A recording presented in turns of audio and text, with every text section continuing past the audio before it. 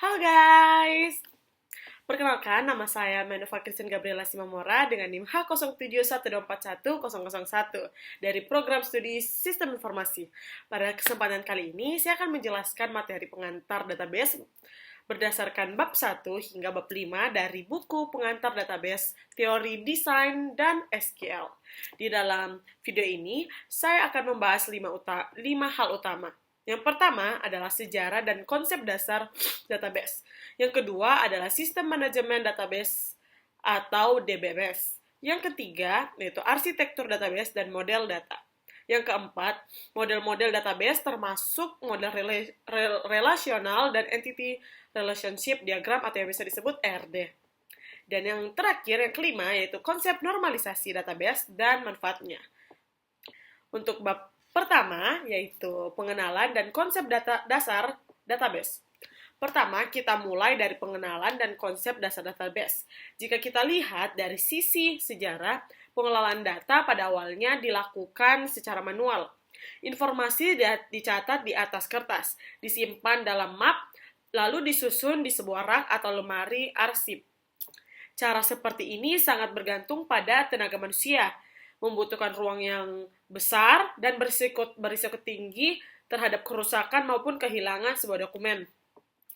Seiring berkembangnya komputer pada tahun 1950-an, muncullah yang disebut mesin pengolah data elektronik dan mulai disimpan dalam bentuk digital. Tetapi strukturnya masih berupa file sederhana atau file flat. Pada masa ini, pengelolaan hubungan antar data masih terbatas, sehingga sering terjadi duplikasi dan kesulitan ketika ingin mengakses data yang saling berkaitan. Memasuki periode berikutnya, perkenalan model hierarkis dan model jaringan. Model hierarkis menyusun data seperti struktur pohon, di mana satu record induk dapat memiliki banyak record anak.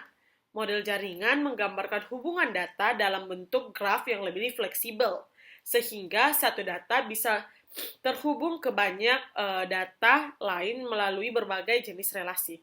Walaupun lebih baik daripada file sederhana, kedua model ini tetap sulit dikelola ketika kebutuhan menjadi semakin kompleks. Perubahan besar terjadi ketika model relasional diperkenalkan. Dalam model ini, data direpresentasikan sebagai kumpulan tabel yang terdiri dari baris dan kolom. Dan hubungan antara data diatur melalui kunci, yang akan kita bahas di bab berikutnya. Model relasional menjadi dasar bagi sistem manajemen basis data modern dan melahirkan bahasa standar untuk mengelola data, yaitu SQL. SQL di atas fondasi ini kemudian berkembang sebagai berbagai produk komersial dan open source yang dipergunakan hingga saat ini. Pada era sekarang, perkembangan database sangat meluas ke berbagai arah. Muncullah teknologi big data yang biasa kita kenal di internet, di mana volume, kecepatan, dan variasi data sangat tinggi.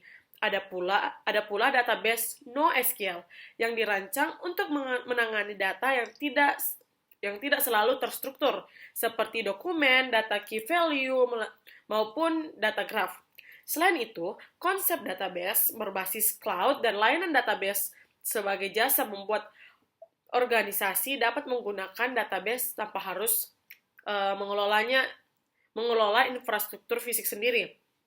Di masa depan, tren pengelolaan database diperkirakan semakin terintegrasi dengan kecerdasan buatan, blockchain, serta perangkat Internet of Things, atau yang biasa disebut IoT.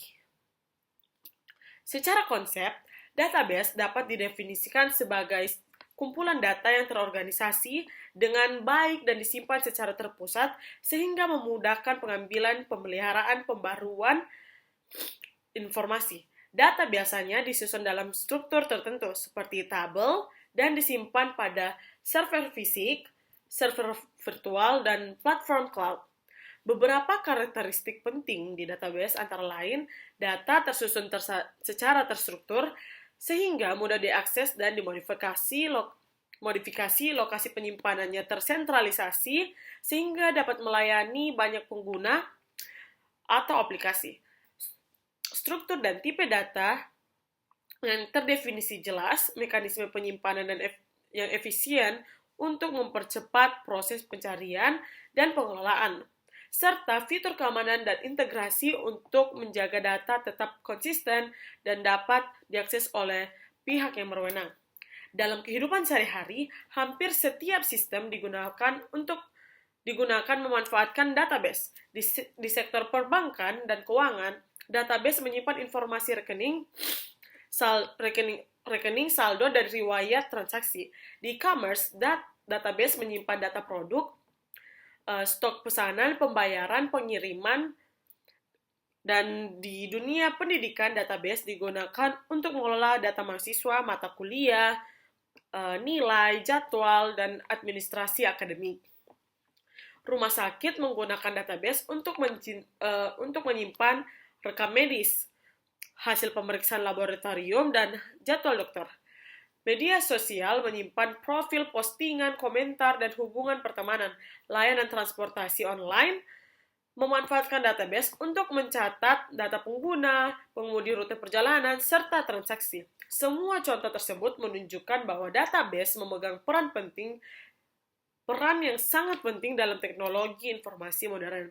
Tanpa database, penyimpanan dan pengelolaan data dalam skala besar hampir tidak mungkin dilakukan secara efisien dan aman. Selanjutnya, kita akan masuk ke bab kedua, yaitu sistem manajemen database atau yang bisa disebut DBMS. Yang disingkat dengan DBMS.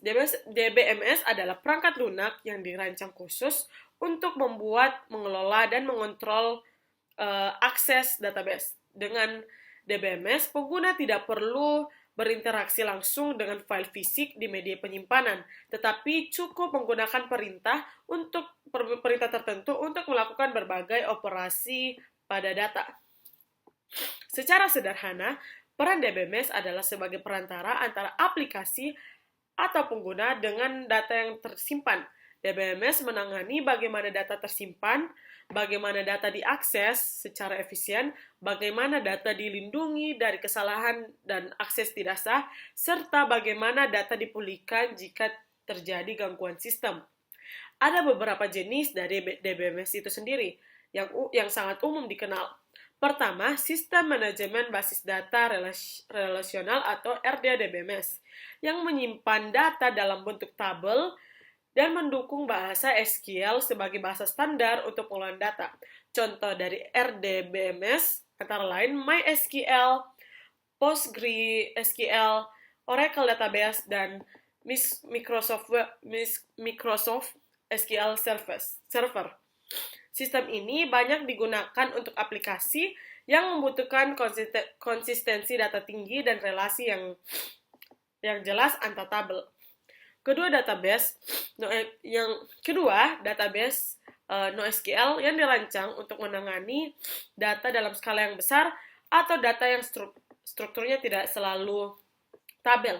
Contohnya, database dokumen seperti MongoDB, database key value seperti Redis, basis data kolom lebar seperti Cassandra, dan basis data graph yang banyak dipakai untuk memodelkan hubungan dalam jaringan sosial. Selain itu, terdapat pula database berorientasi objek dan database terdistribusi, yang datanya tersebar di banyak server fisik, namun dikelola sebagai satu kesatuan logis. Fungsi utama DBMS dapat dikelompokkan dalam beberapa kategori. Dari sisi data, DBMS menyediakan fasilitas untuk mendefinisikan struktur database. Misalnya membuat tabel, mendeklarasikan tipe data kolom, serta menetapkan aturan seperti kunci utama dan kunci asing.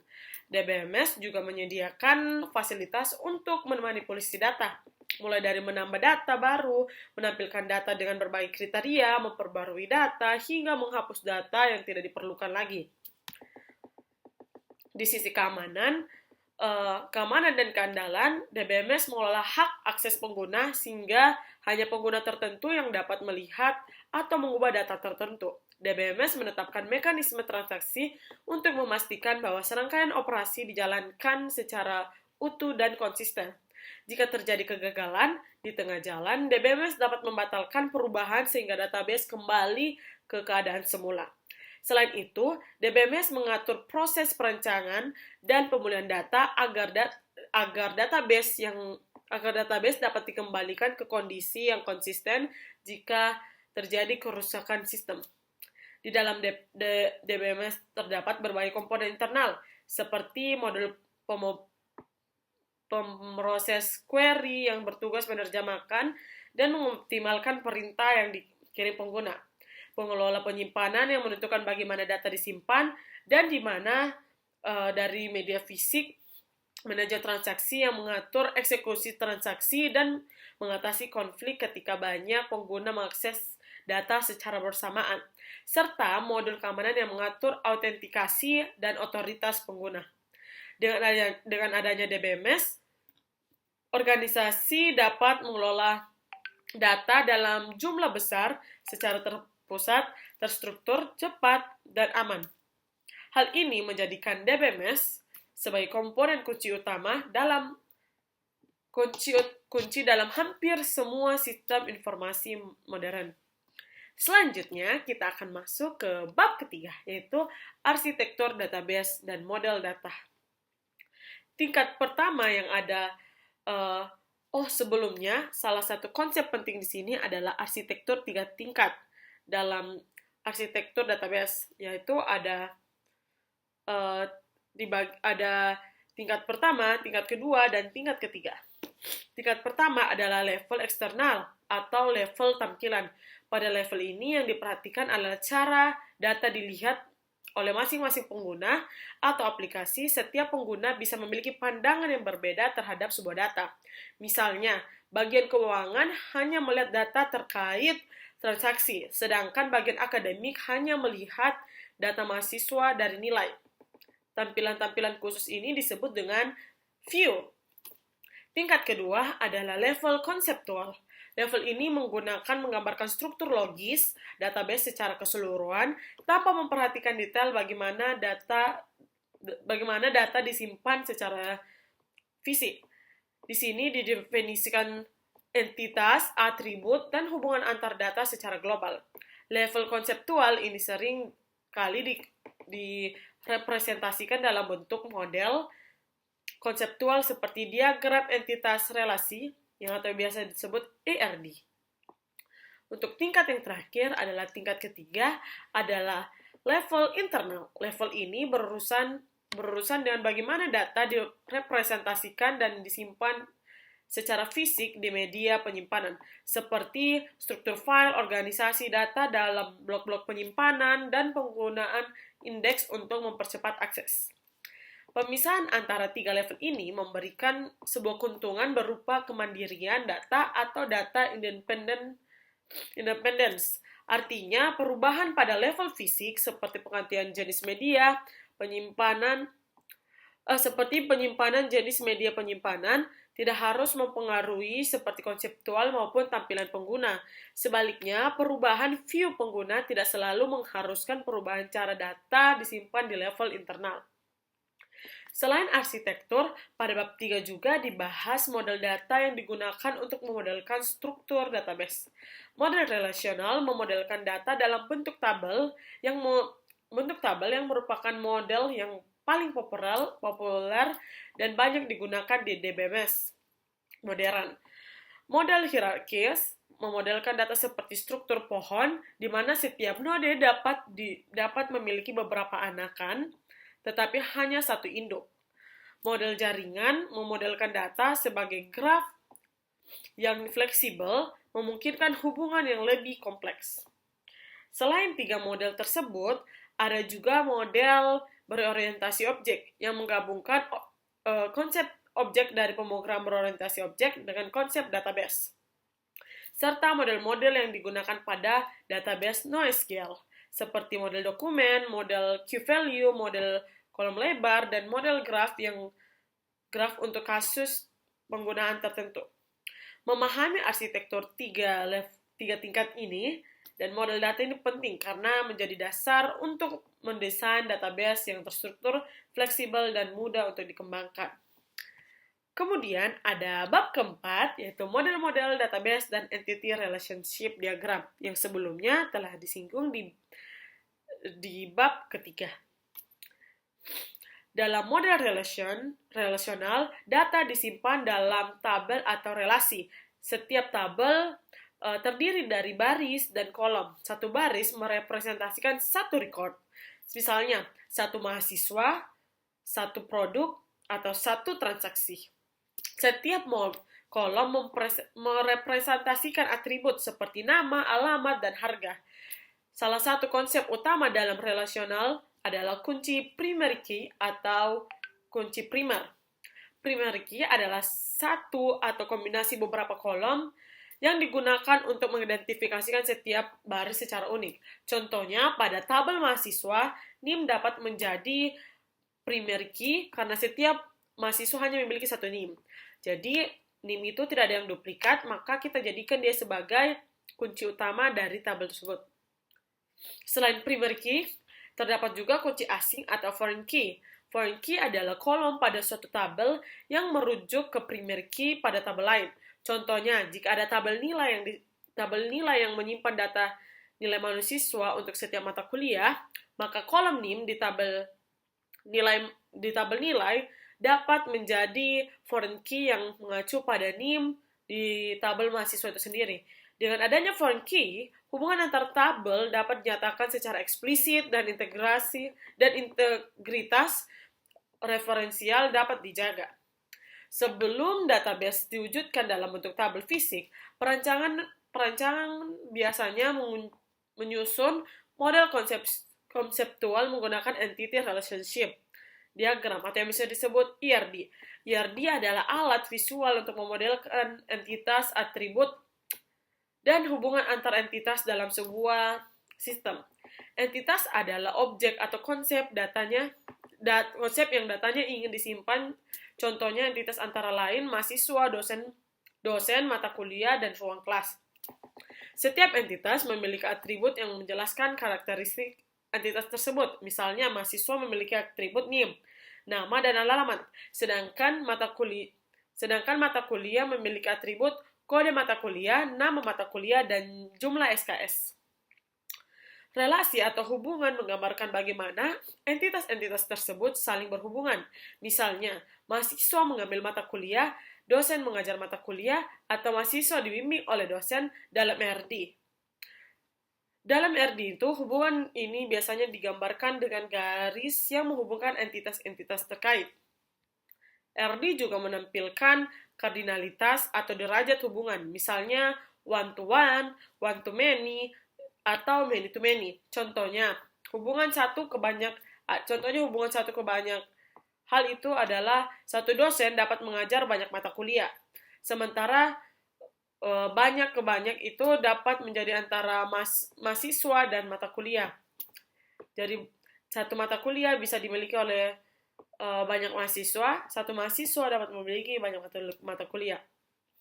Langkah selanjutnya adalah mentransformasi RD menjadi skema relasional. Umumnya, setiap entitas utama diubah menjadi satu tabel. Atribut entitas menjadi kolom dalam tabel tersebut. Atribut yang berfungsi sebagai kunci utama entitas dijadikan primary key tabel. Untuk hubungan untuk one-to-many, foreign key dapat ditempatkan di tabel pada sisi yang banyak. Untuk hubungan many-to-many, biasanya dibuat tabel baru sebagai tabel relasi yang menyimpan pasangan kunci dari dua entitas yang terlibat. Misalnya, tabel yang berisi NIM dan kode mata kuliah untuk menyatakan mahasiswa mana yang mengambil mata kuliah apa.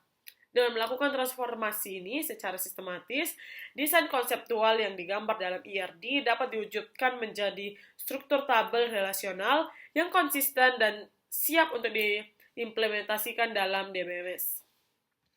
Dan bab yang terakhir, yaitu normalisasi database dan manfaatnya.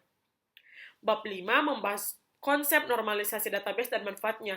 Normalisasi adalah proses penataan struktur tabel dalam database agar agar redundansi data berkurang, anomali operasi dapat dihindari, dan integritas data terjaga. Tanpa normalisasi, sering muncul beberapa jenis anomali. Anomali penyisipan terjadi ketika kita kesulitan menambahkan data baru karena struktur tabel mengharuskan pengisian informasi lain yang sebenarnya belum ada.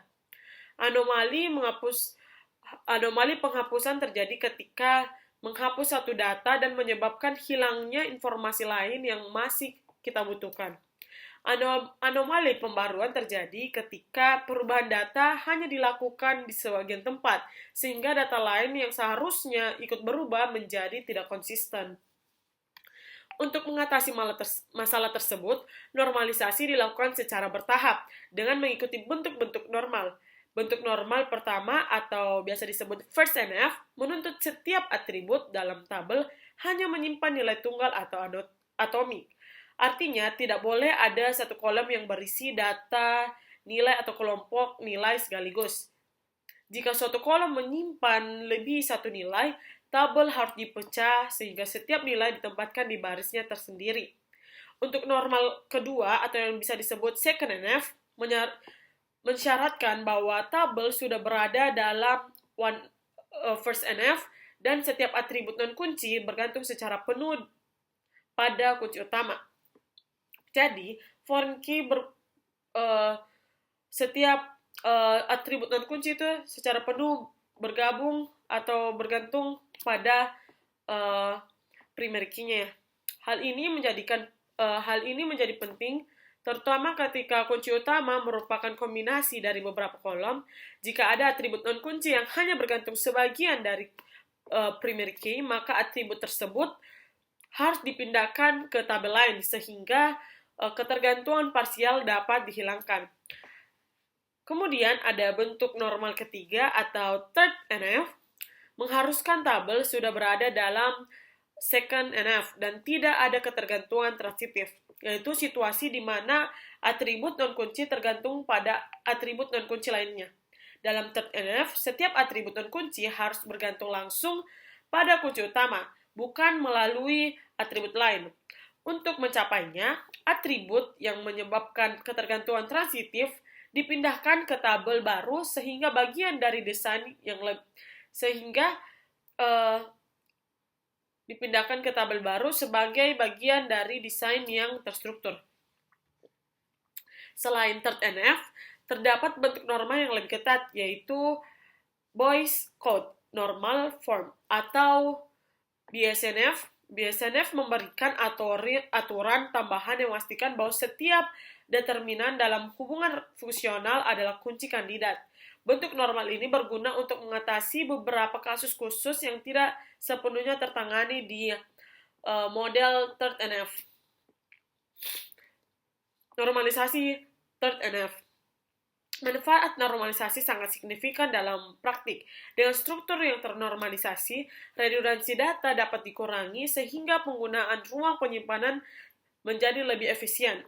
Konsistensi data juga lebih mudah dijaga, karena perubahan pada informasi tertentu cukup dilakukan di satu tempat dan akan tercermin secara benar di seluruh database. Selain itu, struktur tabel menjadi lebih jelas, sehingga pembuatan query menjadi lebih mudah dan risiko kesalahan berkurang. Meskipun demikian, dalam penerapan nyata, perencanaan database juga perlu mempertimbangkan aspek kinerja. Pada beberapa kasus, denormalisasi terencana dapat dilakukan untuk mempercepat akses data. Misalnya dengan menyimpan sebagian informasi yang sering diakses bersama dalam satu tabel.